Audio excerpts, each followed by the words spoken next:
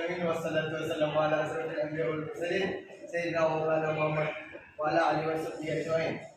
Puji dan puji syukur kita tidak lupa kita panjatkan atas kehadiran Allah Subhanahu wa taala yang dimana telah memberikan kita kesehatan dan memberikan kita ilmu di setiap harinya untuk datang ke sekolah ini. Tidak lupa pula salawat dan salam kita lakukan kepada Nabi bisa kita Muhammad sallallahu alaihi wasallam untuk melapaskan Allahumma shalli ala sayyidina Muhammad wa ala ali sayyidina Muhammad.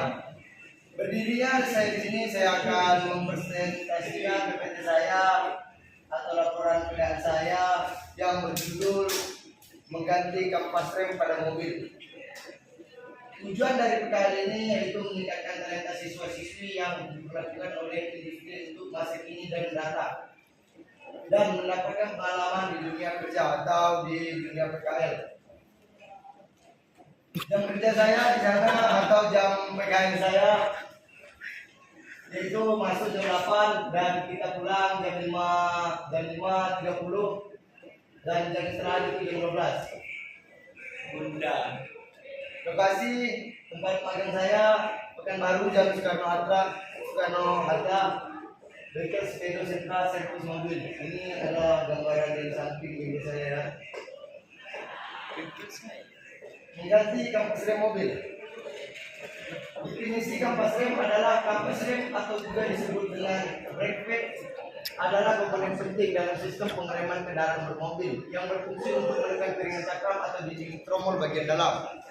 Tujuan menekan piringan cakram. Dengan menekan piringan cakram, kampas rem menghasilkan daya gesek yang cukup untuk menghentikan putaran roda. Mengapa ganti kampas rem itu penting? Sangat penting karena bertujuan untuk menjaga keamanan dan kenyamanan saat berkendara.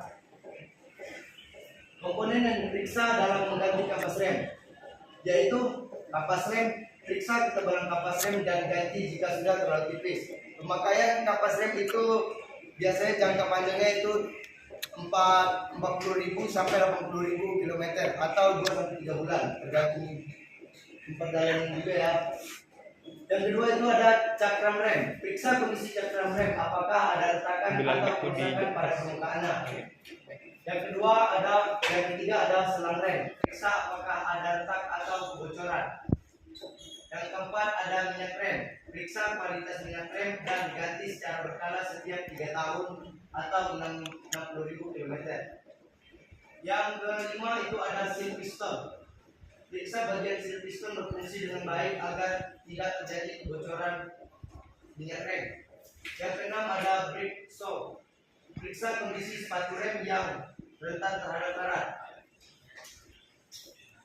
Proses ganti kampas rem. Langkah-langkahnya yaitu pertama kita parkirkan mobil kita di tempat yang aman terlebih dahulu.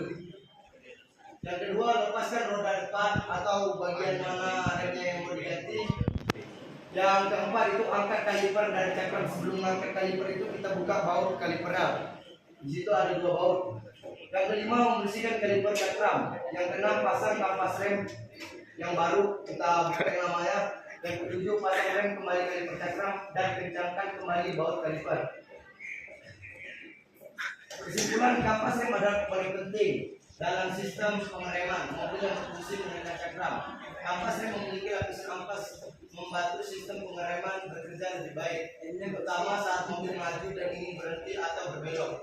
Kampas rem yang rusak atau tidak segera diganti dapat merusak piringan cakram. Kampas rem terdiri dari plat pendukung baja dengan bahan gesekan yang diikat ke permukaan yang menghadap ke rem cakram.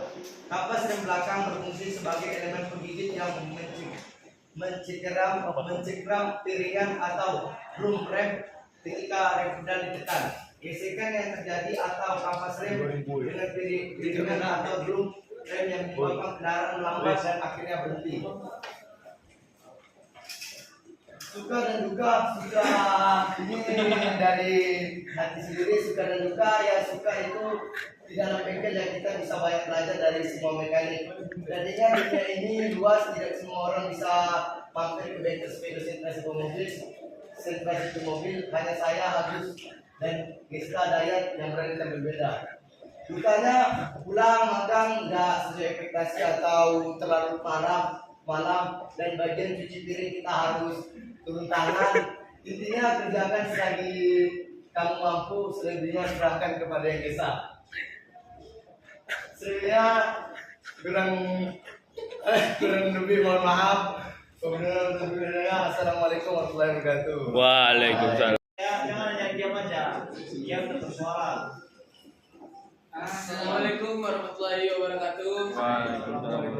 Satu. Saya yang bernama Mr. Kumesa ingin bertanya kepada Irfan tentang kampas rem. Irfan, apabila kampas rem masih tebal, ada suara yang berbunyi di dalam kaliper, itu apa solusinya? Terima kasih. Di sini saya akan menjawab dari pertanyaan saudara kita yang bernama Gesta Kusumaiza. Biasanya terjadi di dalam kampas rem, katanya tadi dia kampasnya masih tebal. Kita ganti, tiba-tiba di jalan ada bisa bunyi dia kan pas jalan.